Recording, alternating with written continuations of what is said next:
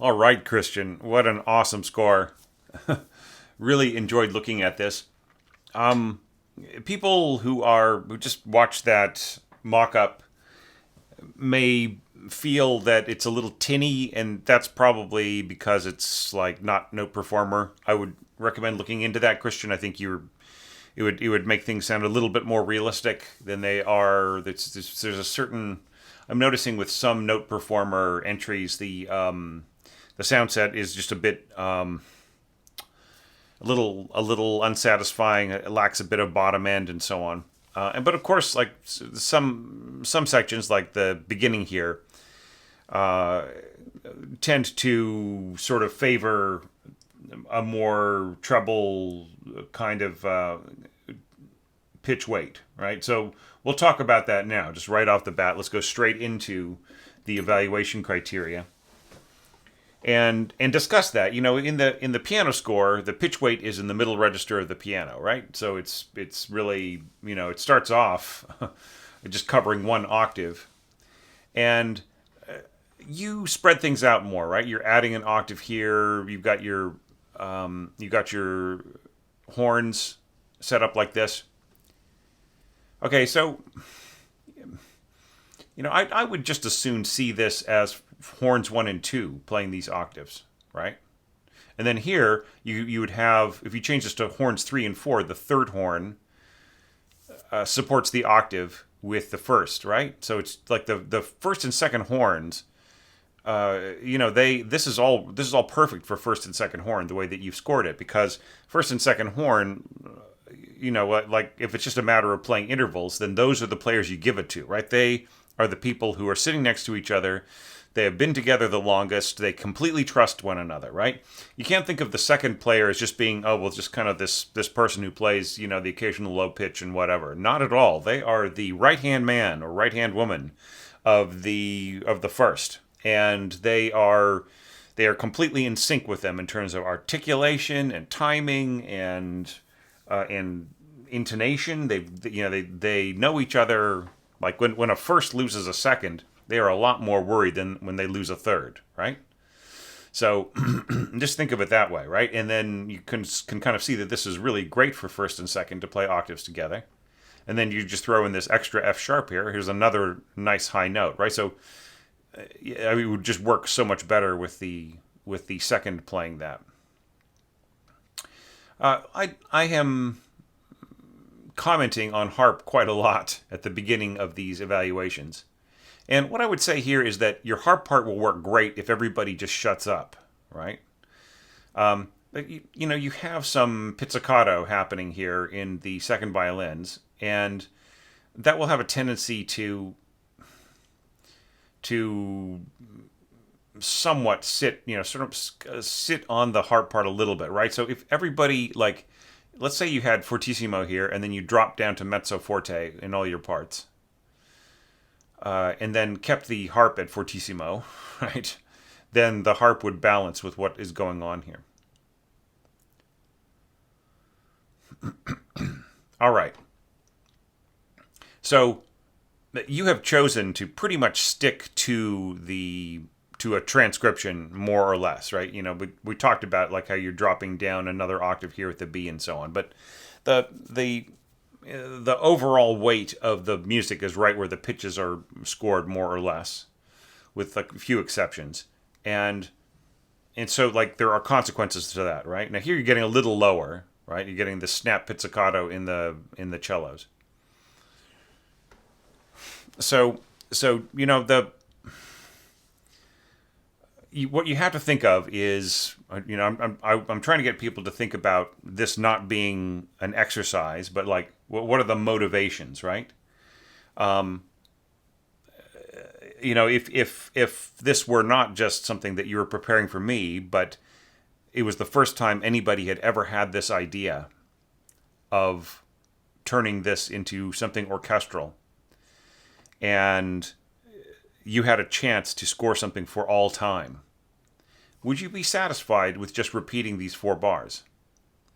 Right? Would there be a chance to like further inform the texture, to further fill it in a little bit, right? And to make it bigger, even if it were just maybe having snap pits in octaves with double basses and cellos. If you could throw in like maybe a little timpani stroke in there, right? More than just these fifths right here. If there was something, dun dun dun dun dun dun dun dun dun dun dun dun, right? Or even just kind of filling in the texture a little bit more. Is there something that you could do to progress the texture, right? To build on it. And by the same token, is there something that you could do to build on the approach here, right? So here you have violins and violas in octaves, operating in octaves, right? And you have clarinets and pizzicato violins, second violins, playing the accompaniment part. And here you have just violas and cellos playing the accompaniment, plus clarinets, excuse me. So could this also be progressed, right? To sort of comment on one of my evaluation criteria a little early, the upper middle register, like if you continue on with this just real upper middle register approach for almost everything, when you get to here, I feel that things start to sound relentless if we just stick exactly to the piano scoring or more or less within that upper middle register, right? And adding brass and so on, I mean, it helps. It helps us to bring some weight into this, but is there some way of filling out what you've got here? Right? So they're just all, these aren't necessarily these aren't necessarily suggestions of what you have to do. These are just suggestions of things to think about, right? That could possibly lead to a different way of thinking about it. All right. So to just look at the way that it's orchestrated,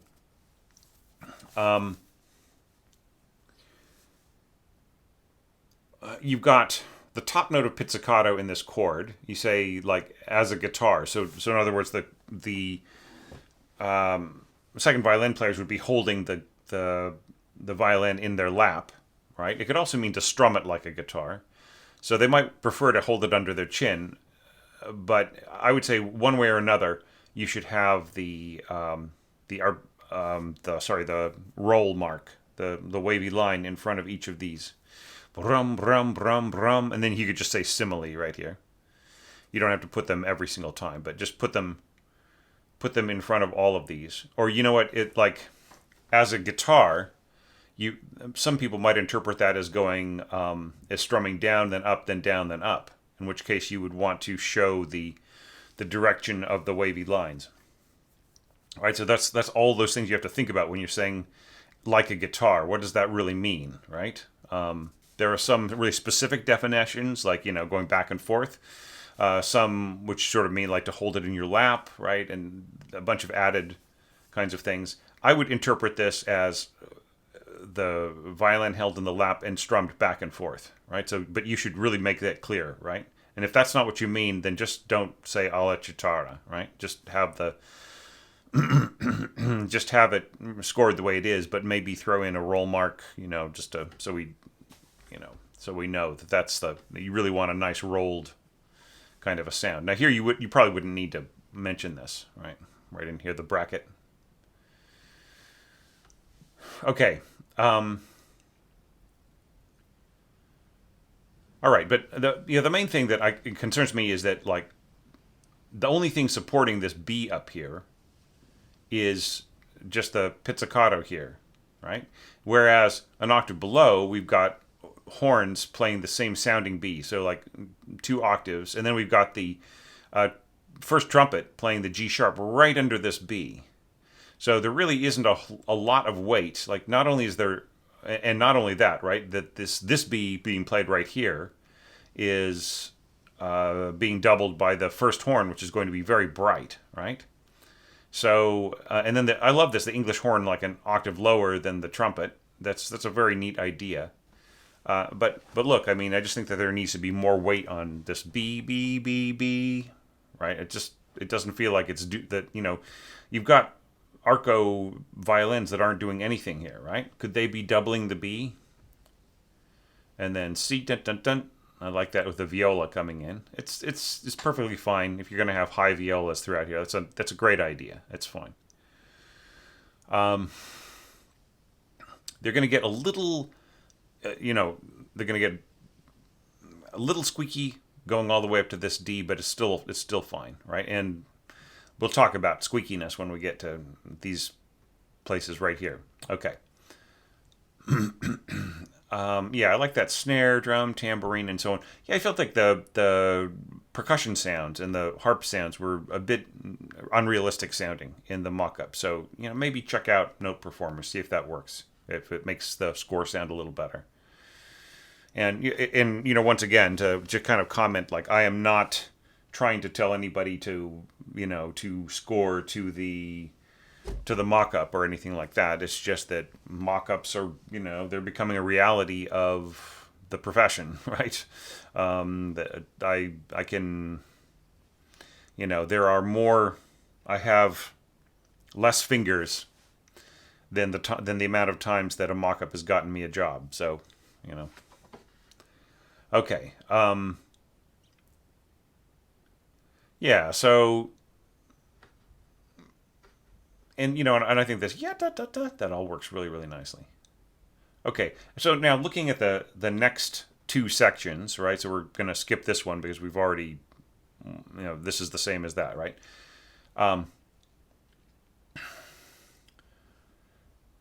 So with these 4 bars and then kind of the progression from there, right? The following 4 bars.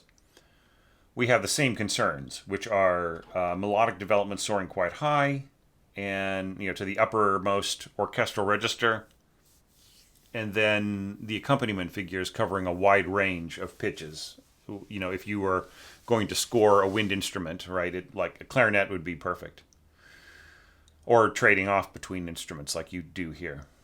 So this is still A2, so that's really nice. All right. But once again, if you want to balance with the harp, everything needs to come down in volume. Or don't use the harp, just go pluck. You could just have this plucked by your second violin, right? Second violins could be doing that pizzicato. It's perfectly possible. Okay.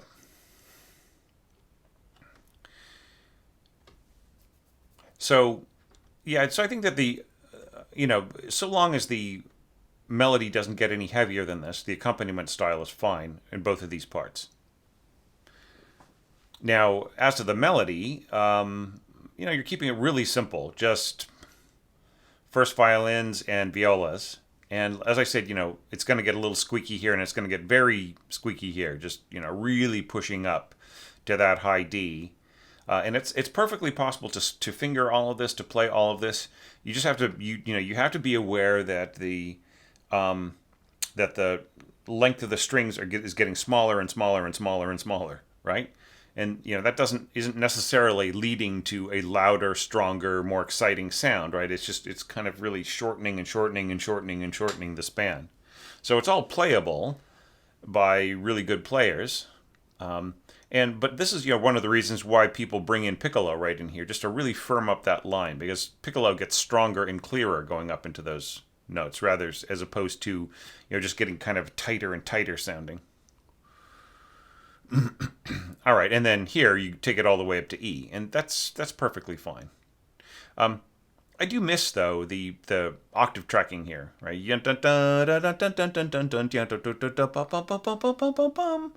I just kind of like here you are. Yeah, I mean, we couldn't have spared anybody to the second violins couldn't have gone to arco here or something, and just kept the octave going, and then the violas could take over. This is kind of nice, dropping. I feel that the even though these are both string instruments, you should dovetail. So the second violins could come in on B, right? Or even earlier, like you could have the second violins come in on A, and then the viola line drop down on B, or on C is fine, right? Okay, and then like as I mentioned before, there could be a sense of relentlessness here if there isn't a lot of textural contrast. Now there is some, right? You're bringing in these high clarinets playing the melody. I think that helps a lot. I think that this is incredibly confusing, the way that this is scored, to beam over the rest in this way, right? This should be a flag note, not a beamed note.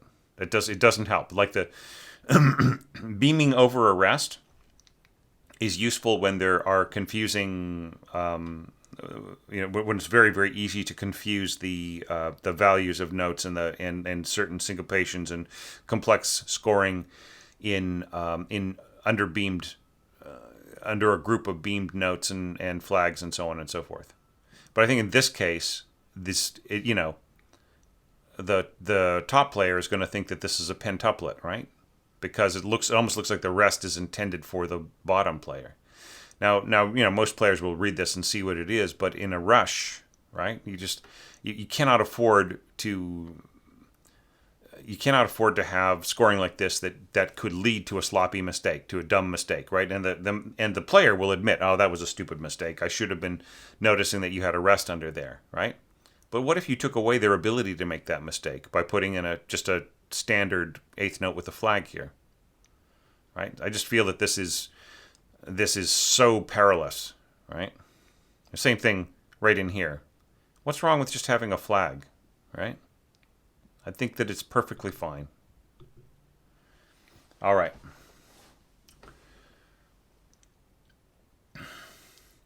Okay, but in terms of the orchestration here, nice combination, first and second horn, right?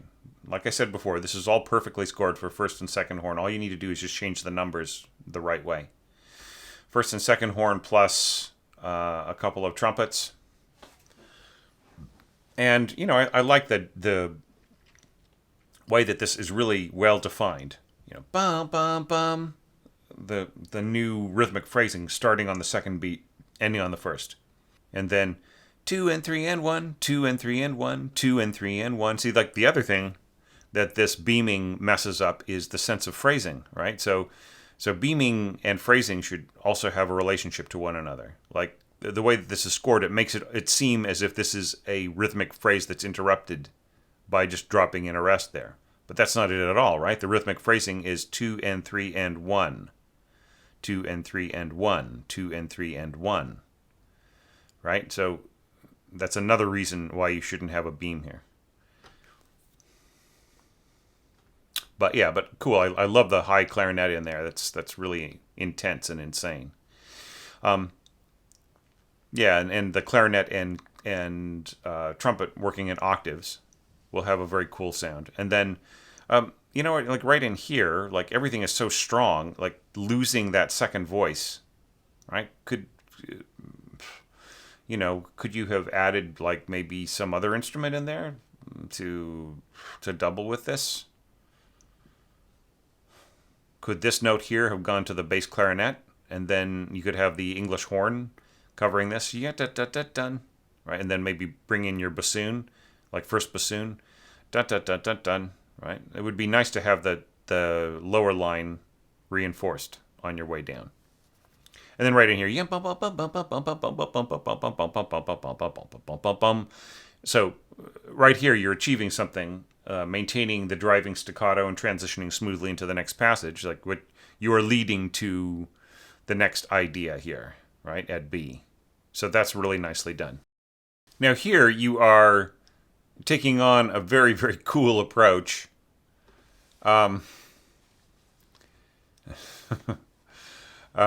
Just, instead of playing the melody note the way that it's scored, the bum bum bum bum dun dun dun dun dun. You're just going dun dun dun dun dun dun in English horn. It's kind of fun. And then you are basically providing the punctuation with the like pizzicato, second violins, and so on. Yeah, and then we got these Atu bassoons down here really softly. You know what? I would just say one bassoon. Just do one bassoon player here, right? Because I feel that the two bassoon players are going to sort of make this kind of stodgy in here. Like there'll be kind of a sense of like kind of pulling at the momentum of the passage.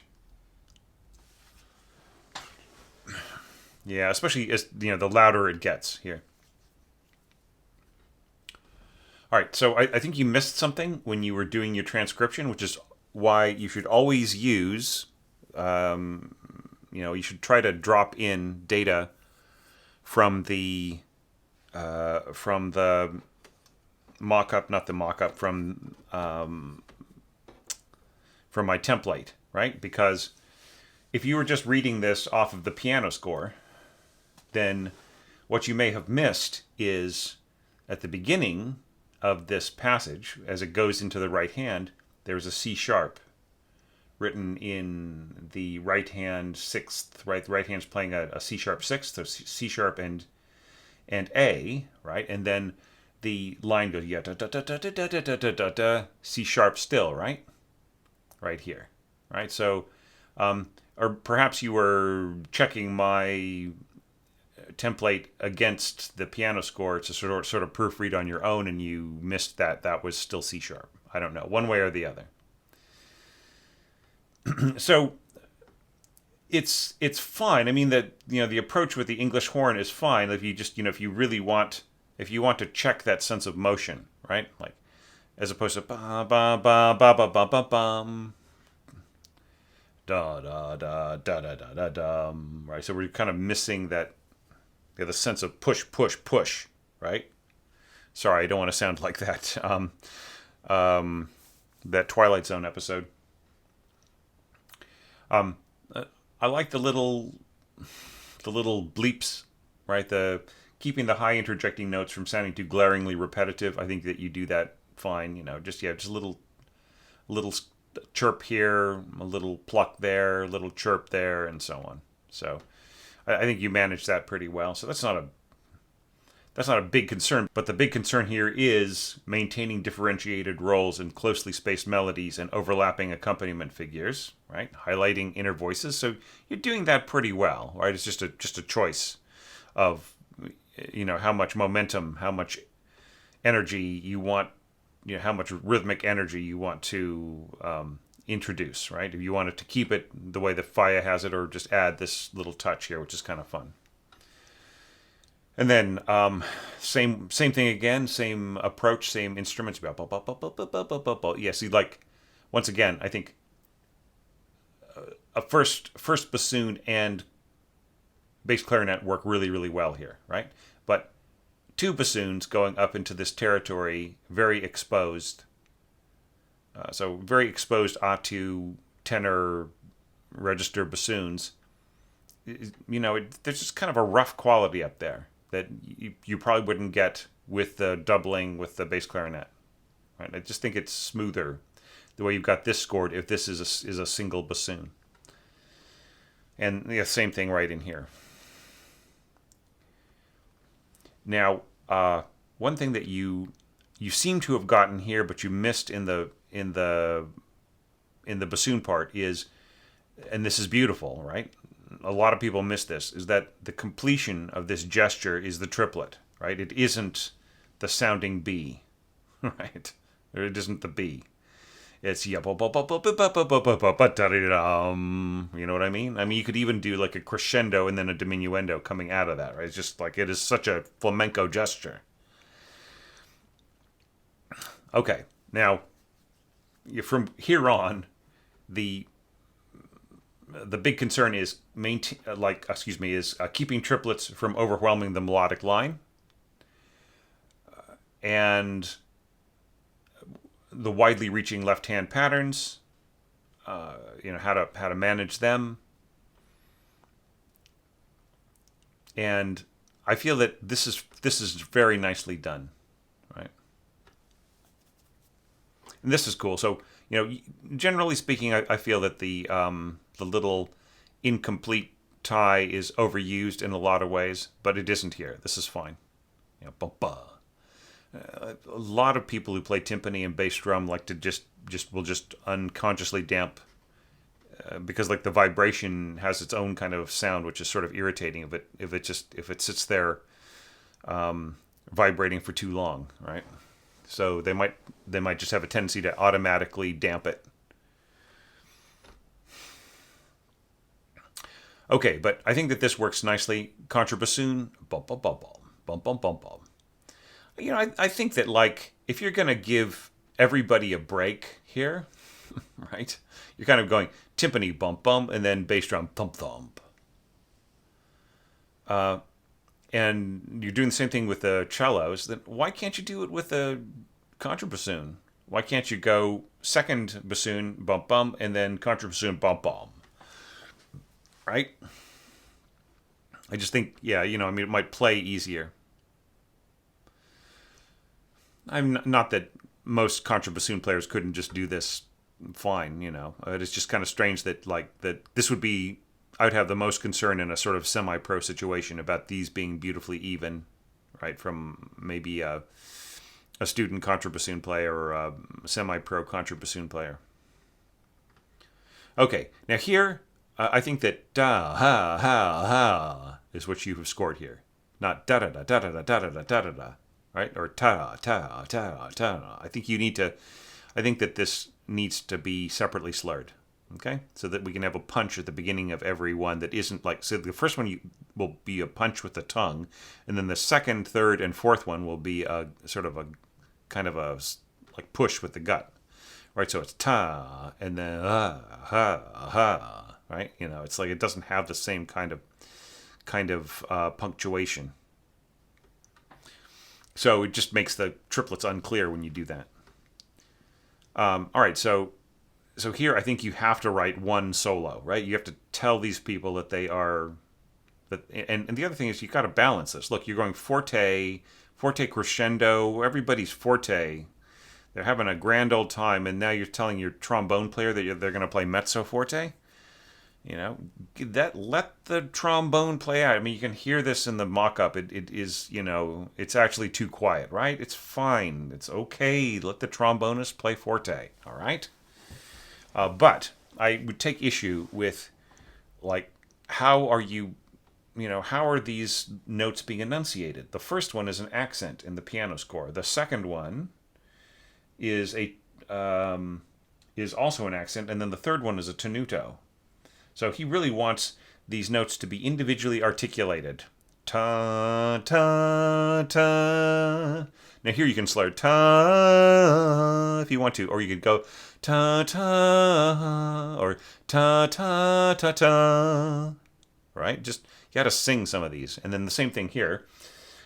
This starts off with tenuto, and then he leaves one out for some reason, but put it back in. So then you trade off to first horn, ba, ba, ba, ba, which is fine. But, you know, dovetail, right? Dovetail. You dovetailed here, you should dovetail here, all right? Bum, bum, bum, bum. And that way you can end, right? You can end at the same dynamic. So, and actually, you know what? Crescendo to the high note and then diminuendo, right? So crescendo to the high note, diminuendo down to piano, which will dovetail nicely into the mezzo piano here. Ba, ba, ba, ba, da, da, da. So you know why you can't hear, you kind of can't hear the melody here because your contrabassoon is still playing forte, right? So just everything has to come down. And this has to be solo, right? Solo, solo, solo. Da, da, da, da, da, da. So you know, just like looking at everything going on here and evaluating it by the, you know, looking at the evaluation criteria, some of those real easy fixes that I suggested, right, that could work really, really well. And I think that this could work. So, and you are sort of varying things around, like in the, you know, like going to pizzicato cellos here and so on, arco there, and you know, there's some variation going through going through this, and that addresses another criterion, which is keeping textural contours fresh and not too much the same, right? So you are progressing the texture, right, towards something softer. One last little thing, I think this is a Dorico thing or something somebody will probably mention, and that is completely unnecessary to have X note heads in concert, in a concert line for a cymbal, right? So just use a standard note head, please.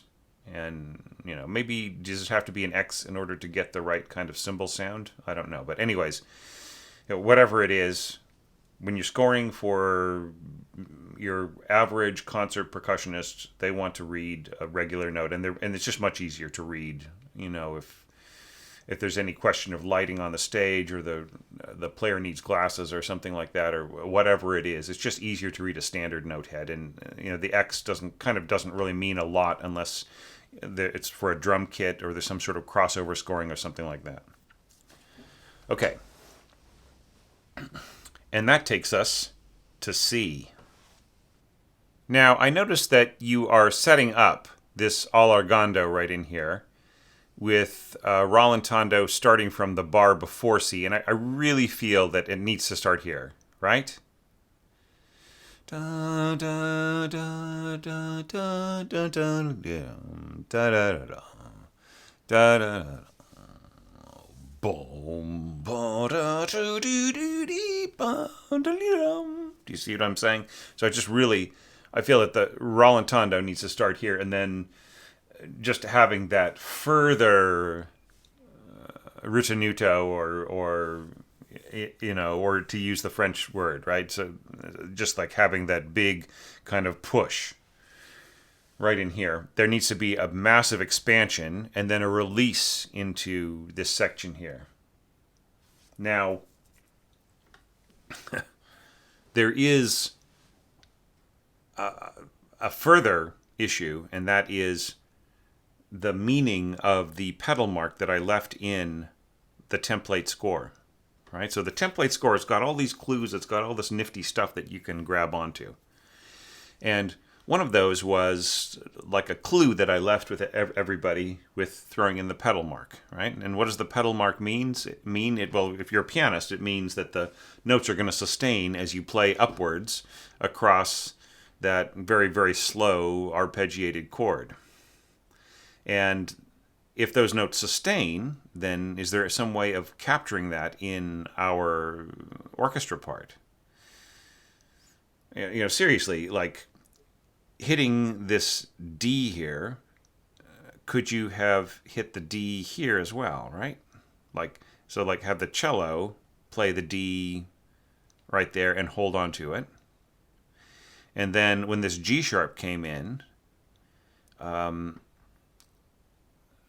and so on, could there have been like a divisi viola to grab that? And so, could you have had, say, just score the strings and the winds the way they are, sort of more or less replicating what's going on, and then have the brass play very, very softly behind them, holding on to each pitch as they go up, right? And then pushing and lifting up to, what does it say? It says sforzando, right? Just before releasing into this. Right, so, and here's another problem, is you're going crescendo to mezzo forte, and then you've got this piano right in here, forte in the basses, and this is a push to forte as well. So this isn't balanced. The winds are going to be so much louder than the strings here. I would say just have everybody crescendo to sforzando, right, and then just have a slight relaxation to mezzo forte right in here. Right? And then you can leave your solo violin at forte. Now here I would say remind us that this is a solo part, right? Remind the conductor, oh yeah, right, that's where the solo comes in. And then they might even circle that, right, in their score. Okay, and then you're having, the other thing is that you're having muted strings, which, the mute is to change the quality of the tone. It doesn't necessarily change the projection of the instrument, but it will be a little, it'll have some limitations to its sound. So, they're doubly damned now, right? Because you're telling them mutes and you want them to be softer than the winds, right? So that just doesn't make sense to me. Try pushing towards a stronger dynamic just before the end of the bar, and then everybody relaxing down to a softer dynamic. And then you have this wonderful sense of push and then release, da-da-da-dum, right? Okay. So, and just looking at this is kind of nice. I mean, I don't understand what this means. To slur. Oh, I see. Like you're going da da da da da da da da da da da da da da. Yeah, but I mean, do you mean this to be a sort of a portato? I mean, I think if you're going to do that, you should mark staccato, so make it a mezzo staccato, right? And then see if you could get that little, the little double staccato mark underneath each note. So if you do this again, so that's how I would score this. I think that may be what you mean, right? You want a sort of mezzo staccato. I wouldn't go for portato here. It's too heavy. It's too fast for the music. But you could do, sort of a mezzo staccato. It's like it's all done. It's like light little pushes with the diaphragm. Now here, couldn't this just be a dotted half note with a double beam over it, and then you'd get the same. You would get the same effect, right? You'd get a row of 12 16th notes, rather than just doing this over every single every single eighth note. It it's just as hard to read as if you were to write it out like this, right? So just a dotted half note with a double beam over it, and then you've got it. Now, I love the idea of the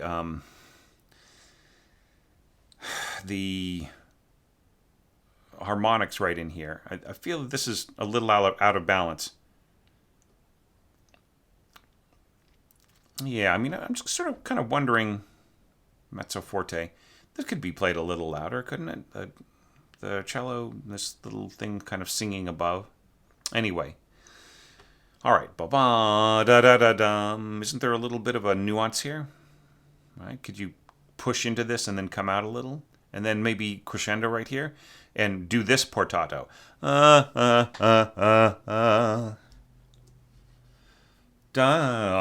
Maybe diminuendo. And then same thing as before.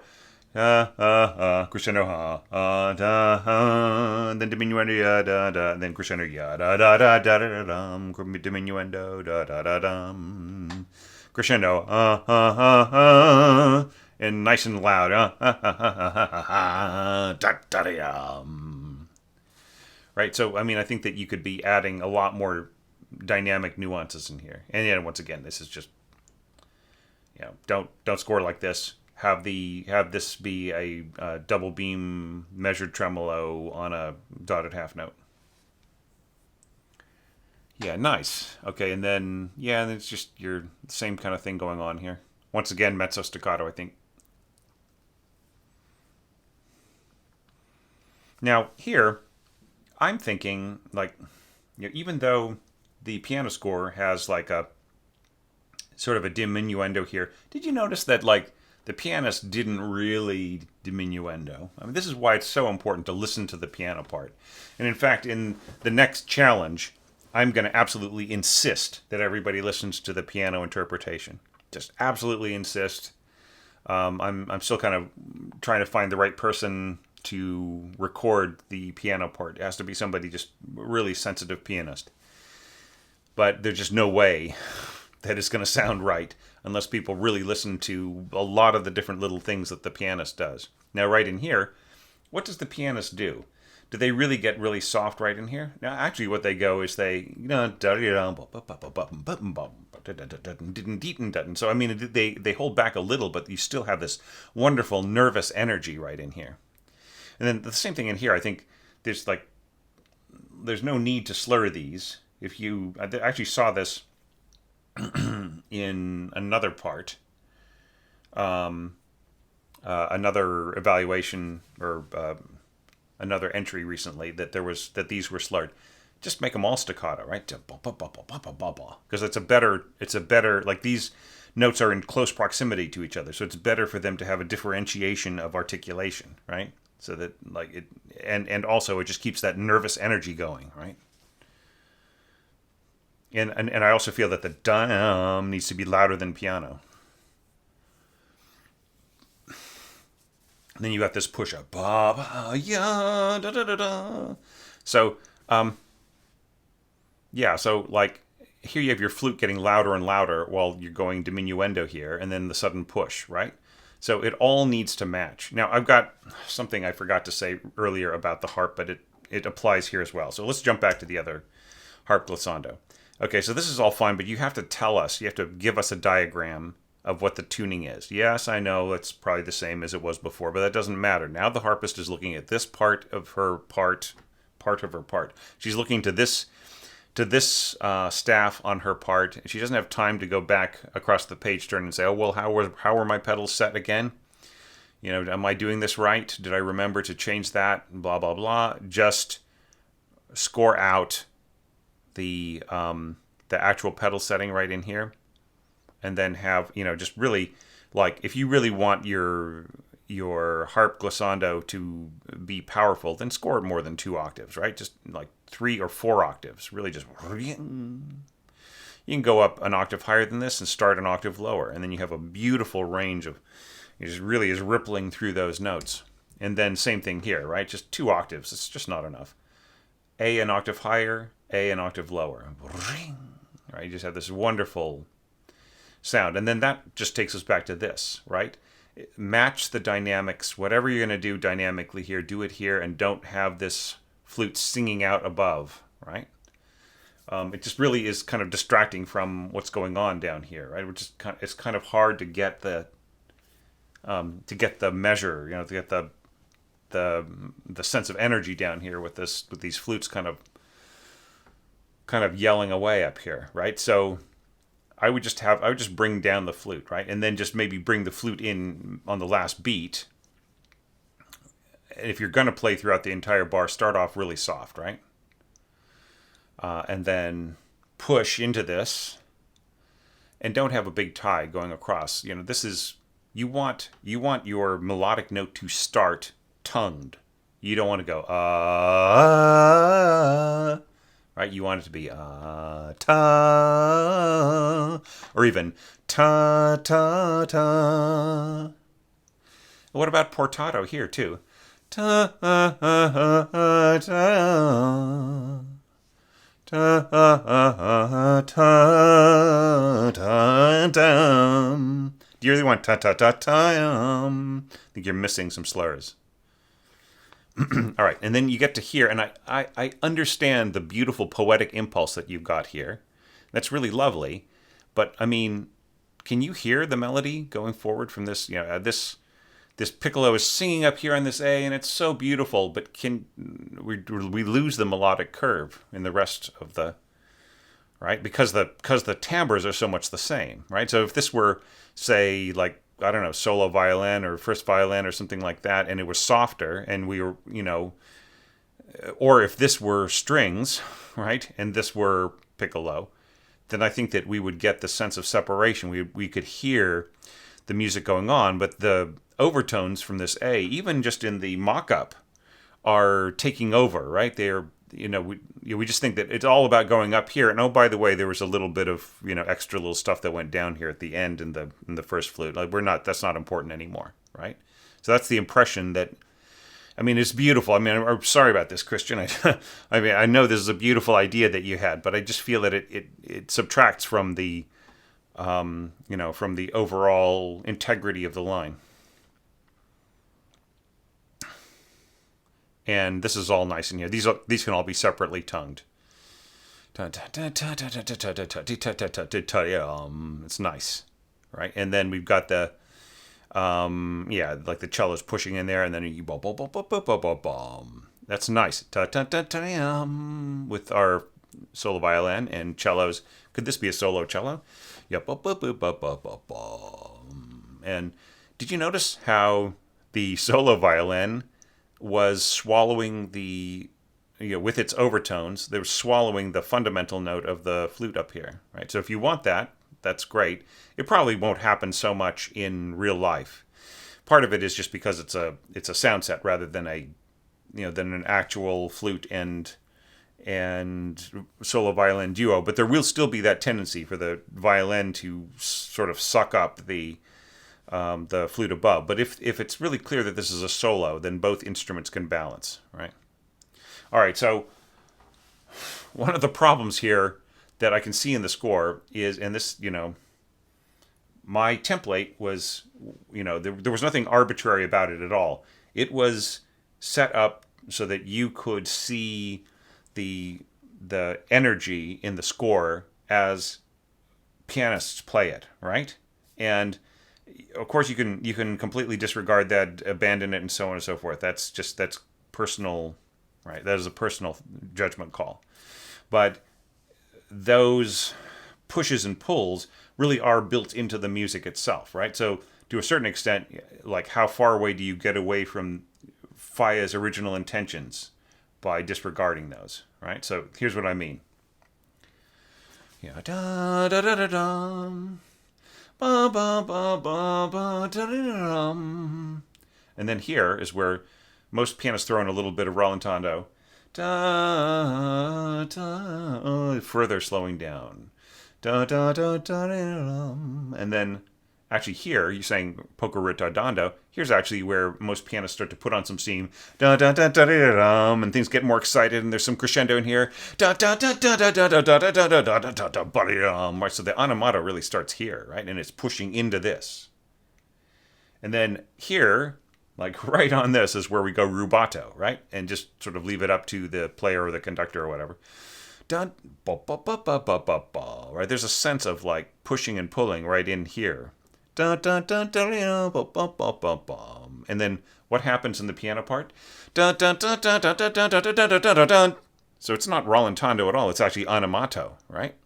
Dun, dun, dun, right? And almost a tempo deliberato, right?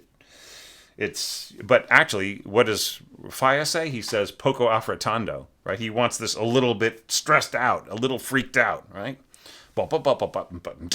So he's just putting on the steam, right? He is amping up the energy leading into the next section. So I think that's what you're missing by taking this approach, right? So maybe go back, check out the template, think about some of those things. And then, this is kind of fun the way these things are diving down here with a little bit of help from the lower strings. I think that works really nicely. Right? It's very, very simple, cut and dried, low oboe in here, can't miss, right? Okay, and that takes us to the agitato. Now here, I think that you could use that same strategy, right? Half note. Like, it's good that you have a group of 4 16th notes and then just go to a half note with the double beam of the double tremolo beam and then dotted half note tremolo beams and so on and so forth. All right, so I'm listening to this and we're looking at it and listening to it inside my head, right? And looking at where you're going and everything else, and yeah, I don't know. I almost feel like cellos aren't enough, right? Could you have possibly scored this with your cellos an octave higher and your double basses playing this range of pitches below? And then had the doubling in contrabassoon and bassoons. So you can hear like when the first bassoon comes in, it just really sticks out. Like it doesn't emerge from the texture. It just really just suddenly starts, right? And then same thing here. Like you can kind of hear those. So if you're happy, if you're happy with that, like with this being less subtle and kind of more evident, like just more audible, then that's fine. Then what you scored here is going to work exactly the way that it is. Just to point out that, like, once again, to go back to the template, I put in dashed lines here, crescendo and diminuendo. That's something that pianists do, right? So you might want to put that back in. And then these are what Falla put in.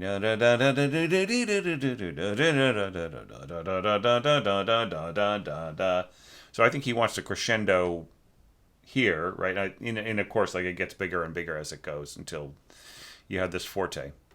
Yeah, and the other thing is, like, if you really are pushing through this, like, it's good that you've got the double octave here, but what about here? And I think the string sound is going to start getting lacking right in here. So I don't know. Maybe you could bring in the double basses to cover some of this lower part and have the cellos come in earlier and start doubling what's going on the bassoons, or I don't know. It seems to me like there's just something a little underpowered in the lower strings. All right. All right, so yeah, and like, so allargando, poco a poco. I would say, I would avoid saying allargando here, right? I would save it for the end of the passage, right? I would call this more of an allargando, just like really big, making it bigger and broader and massive, right? So I think that like here you sort of use it up, right? So rather than that, just go to a più meno, right? And then just kind of manage the the crescendos as you go. So this is kind of strange. So how do we get from pianissimo to fortissimo here? I think you left something out, right? So just really proofread everything, right? Have a friend proofread things. Da da da da da da da da da da da da da. Yeah. Yeah.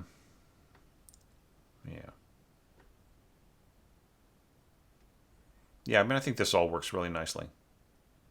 Yeah, it's quite a lot of timpani, but that's all right. Yeah, I would say just terrace the dynamics. Don't worry about the allargando or anything like that. Just go down to a più meno here, right? Because we just came off of the agitato, and have a like coming into it.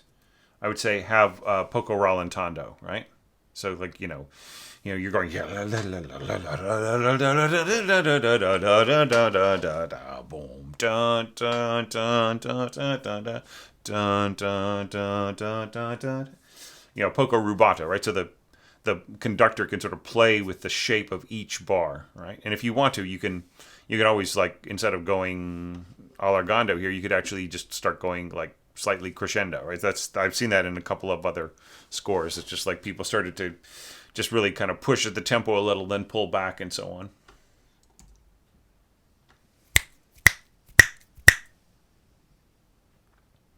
And then pull back and so on. But yeah, I mean, just kind of looking at the scoring of it, and it's all pretty solid. I like the trumpets in the middle here, and the way that the horns are working in here. I mean, it's very light on the middle and lower winds, though, right? There's like no English horn. It's like here you're bringing in clarinets and and like no bassoons here. I mean, I don't understand, right? Why the bassoons aren't playing a stronger role throughout, right? I mean, couldn't you use a little bit of weight down there as the music starts to get bigger? I would say, bassoons at least from here, if not sooner. Maybe doubling what the cellos do, but not playing these high pitches. Leave that to, if you really want this to be doubled by winds, then leave that to, say, your clarinets, or somebody else can play that. That doesn't need to be bassoons, but maybe the bassoons could be going da da da da da da da da da da. All right. Yeah. Ba ba ba. And I love this. Yeah, it's very, very cool.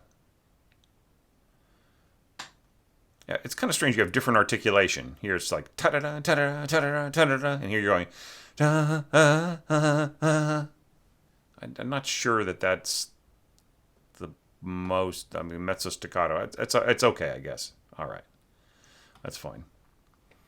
All right, but you may be forgetting something else from the piano score. Da da da da da dum. Bum bum bum bum bum bum. Da da da da da dum. Bum bum bum bum bum bum bum bum bum bum bum. I do think you need to put in that trading off, right? And look, and you're doing it here, so why aren't you doing it with your strings? Right? So da da da da da da. Then drop everybody. Drop your drop your trombones down an octave, right? And then back and forth, up, down.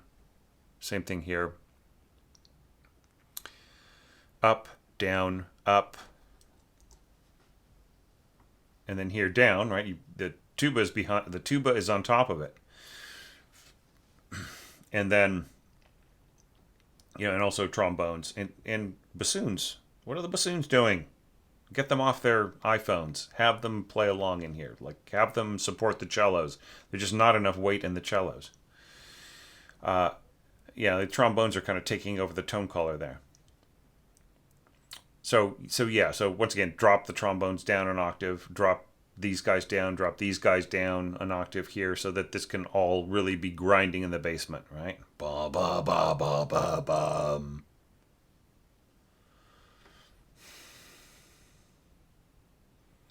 Yeah, this is a bit big. Like, you're asking for a ninth, then an octave, and then a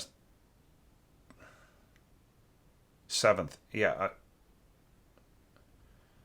I think that this needs to be divisi, just with respect. That's just a better way of handling this. Yeah. I mean, it's very, very exciting, and I love the trill on top. Right, that's very, very, very cool. Okay, so we are. I'm just gonna say that the orchestration here is really nice, and just really love it. And this is bothering the hell out of me. Stop scoring X's for symbols in concert scores. Just have a regular note head. And I love the timpani, and this is all real fun. Okay, so no big critiques. However, yeah, da da da da da da da da. What if this were just a half note? Or excuse me. What if this were just an eighth note long? Right. So everything just stopped on an eighth note, and then you gave yourself a little comma so that like just a teeny bit of time, so that the echo, the reverb from the hall could die down slightly, and then you started with that puts the agitato right over beat 1.5, not beat 1, but beat 1.5, right? Okay, and the way that you've scored it here is really, really fun. I like it a lot. I think that the harp has actually got a shot, but like you would want the pitches to be higher. Like just take it up an octave, and then it has a chance right in there. Because all you've got playing here are just clarinets, second violins, and cellos playing octaves. Do dee do dee do dee. All right, so just get out of the way of the cellos, put the harp up an octave, and then just watch it. You can hear it shine all of a sudden, and this is all very cool. And just like staccatissimo in bassoon, and that's all very, very cool. And then same exact comments here. Put the harp up an octave. And yeah, this all works nicely.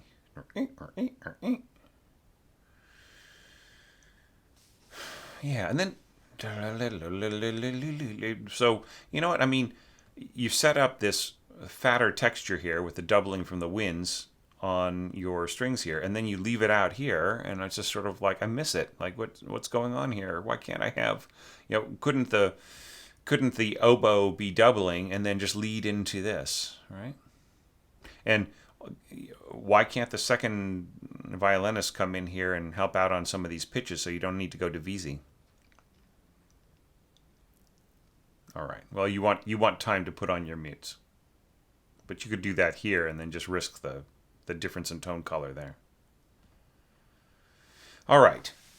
So now we're getting to da da da da da. Yeah, I've skipped a few comments about the evaluation criteria. I'm basically just giving you feedback on your score as it is. But sort of bringing this back, authenticity of style and choice of melodic voice, I think the oboe works great. However, what's even more authentic is adding more nuances. And I don't think you need to go piano crescendo to mezzo forte here. Right? I think just back everybody down to piano. Right? It's the problem here that you've got. All right, is okay. You're not involving your harp. Okay, that is a choice. But the problem here is that you have rotating patterns, right?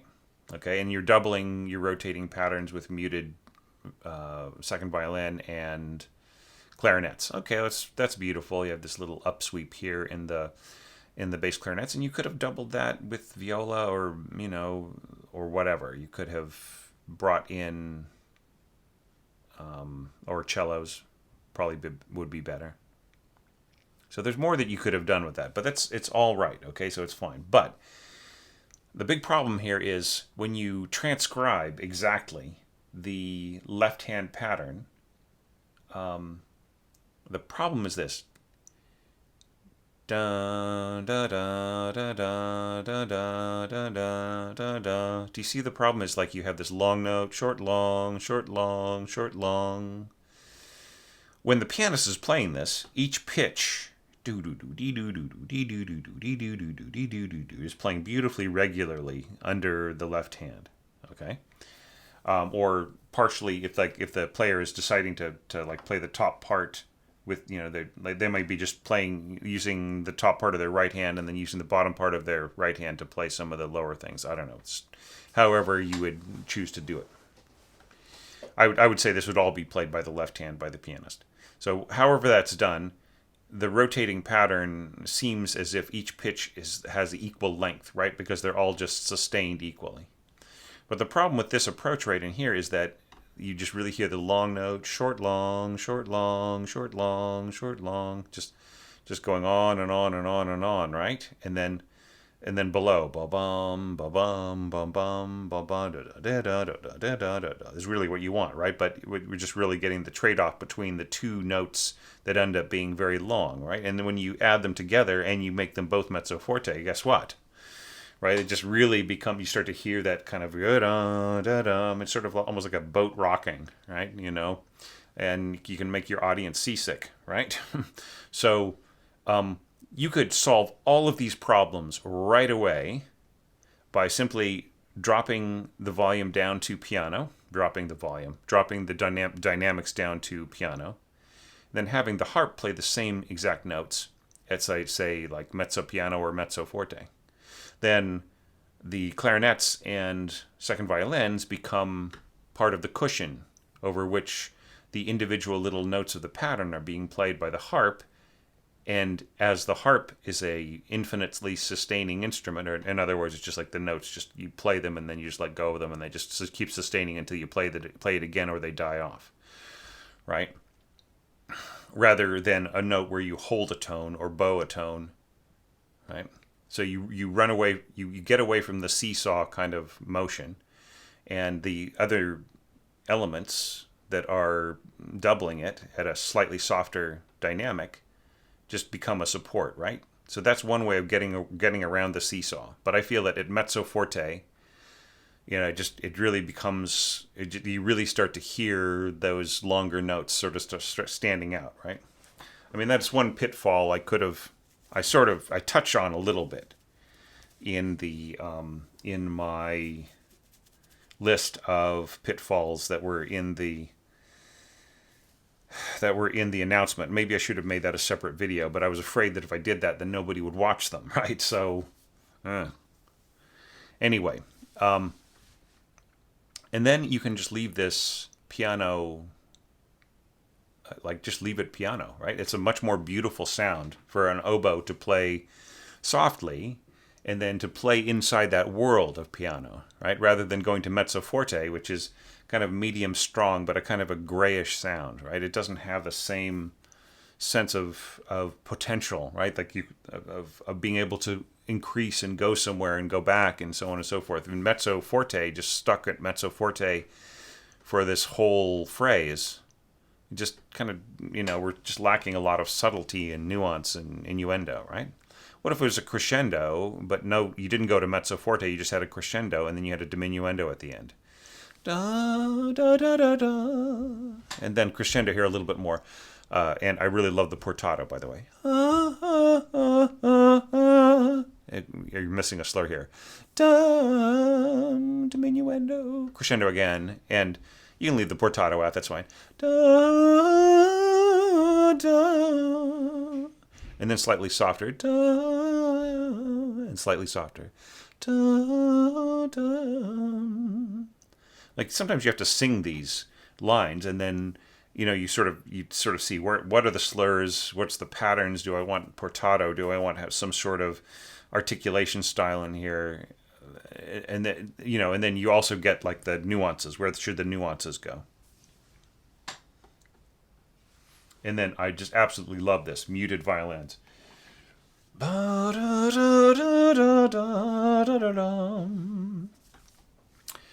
So couldn't you have some other instrument in here besides just oboe returning? What if this were flute and that were oboe? I don't know. But anyways, I mean, there's just ways of doing this. What if it were English horn? It's interesting. You drop out with the clarinets and then you come back in with the clarinets and then leave out the second violins. I'm not sure that, I still think that the same problems are inherent in here, and you can solve everything just by throwing in the harp and having these other parts double the harp, right? Bum, ba, da, da, dum. Bum, bum, bum, bum, bum. Are we missing the double sharp in here? Anyway. All right, and now our big problem is conveying a sense of icy distance, interpreting the piano's coloration to a degree. Right, and you have this I don't, why is there a subdivision here in the 16th notes? I don't see why that is, right? Because we haven't subdivided the similar the phrasing and where it happens similarly in other places, right? We didn't divide the eighth notes into two separate pairs. And then I love just like the little roll here on the harp. Then from there, transition from distance to intimacy, bum, ba-da-da-dum, and oboe once again, right? So we're kind of using oboe a lot, right? Is there any way of bringing in a new tone color? But it works. It doesn't you don't have to change it.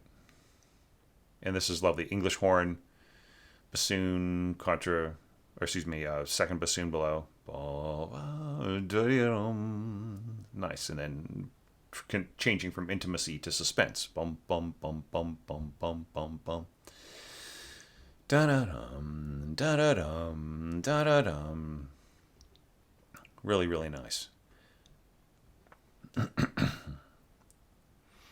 If it were absolute, if there were any way for it to be possible, if the upper voice could be a little softer than the lower voice, right? And if there was some way that you could score that, like, just so that the instruments would work that way. Like, for instance, if the upper voice were bassoon and the lower voice were bass clarinet, so that we really get the sense of da da dum. Because like what you can hear this in the mock-up too, and you will hear it in concert.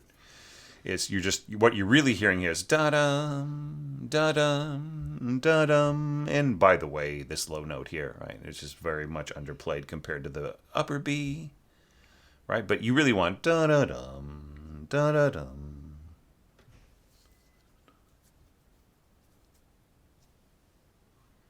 Anyway, bum bum bum. I love the English horn right in here. That's great. Okay, and then A Man After My Own Heart. Bum, bum, bum. You're tying this and then you're adding the other elements. That's really great. Exactly right. Yeah, and no comments about that. I feel that's beautiful, perfect, works great. So the ending is really excellent. All right. Okay, Christian. Well, once again, I just really felt that this was a great score, another really great score. Look into Note Performer, maybe, possibly, if you have it, run it through that sound set rather than this sound set, and just see if the piece sounds better, and B, you can sort of hear some places where maybe things are more out of balance than you thought. That's one of the things about Note Performer I'm finding is that it doesn't always tell you the truth about what the balance is, but sometimes it does, right? Sometimes kind of in unexpected ways. You find that certain things stand out more than you thought that they did. Or less, right? So maybe there was a lot of compensating that you were doing, and then you realize, well, Note Performer is a little more realistic here. Maybe I didn't need to do that so much, right? So if you were using it as a guide, of course, like your inner ear is the best guide. But yeah, I'm just wondering, just sort of listening to or looking at the way that some of these things are scored. I'm wondering if the sound of the sound set that you're using now is misguiding you in some ways, right? So if it is a guide that is useful to you, it is perhaps leading you down the wrong track on a couple of things. Anyway, but aside from all that, like all of this picking and prodding and checking out different little things in the score is just is nothing but me attempting to improve, to build on the great ideas that you've got. Occasionally I've suggested like things like adding harp or doing some other kinds of things, but in general, I don't want to change your overall approach. I don't want to alter a single, I don't want to alter your vision of this whole work. I think that it's very strong. So if those particular little alterations and changes and edits and adjustments and so on are useful, then that's great. Or if you have had it with this piece and you just don't want to look at it anymore, that's fine. And you're able to use some of my suggestions in other projects that you're going to do. Whether you're working on a game score or a film score or commercial, who knows? So I don't know which direction your orchestration is taking you. But if it's useful to you, then that would be great. So I hope that you have time to comment on some other scores. If you have already, that's great. If you haven't, take a look. And I hope that you get some really good feedback from other people on these scores. Comments are starting to fall off a little bit going towards the end. And this is just really, really need a lot of help from everybody, because I'm doing about 6 hours of commentary a day, and I'm doing about three or more evaluations, and it just it keeps me on track when people are going there and commenting on, and even if it's just a little bit of praise, like somebody saying, "Well, I really enjoyed this," or "Hey, you used alto clarinet there," or something I didn't think of, or "I really love the way that you finished up the piece," and so on. It doesn't have to be an expert coming in and saying, "Oh, here's some suggestions on balance." You don't have to be that person. But it just would be great if people stayed with this for the next 3 weeks, okay? If we could just keep everything on track, that will help me continue on and evaluate everybody's score who's still in the chain, which, for me is another 30 scores or so.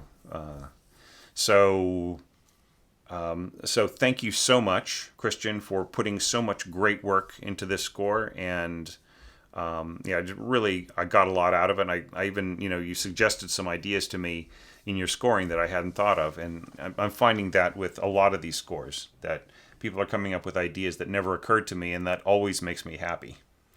So thank you for that. And thank you so much for your support. It just means a lot. And you have been with the community for a long time, and that also means a lot to me. And don't think that I haven't noticed when you have, made a comment, or when, that you're kind of comparing what you've done here to some of the previous challenges. Yeah, I'm recalling your overall sense of vision and the way that you're developing into a really fine orchestrator, and that really inspires me too. That also keeps me going. So thank you for that, and thanks to all of the supporters on Patreon who are part of the community, and everybody out there, website subscribers and subscribers to the channel. You are really making a huge difference to a lot of people. I really appreciate it. So I'm going to take a little break, and then guess what? I'm going to evaluate more scores. Why? Because it's so much fun. See you all very soon.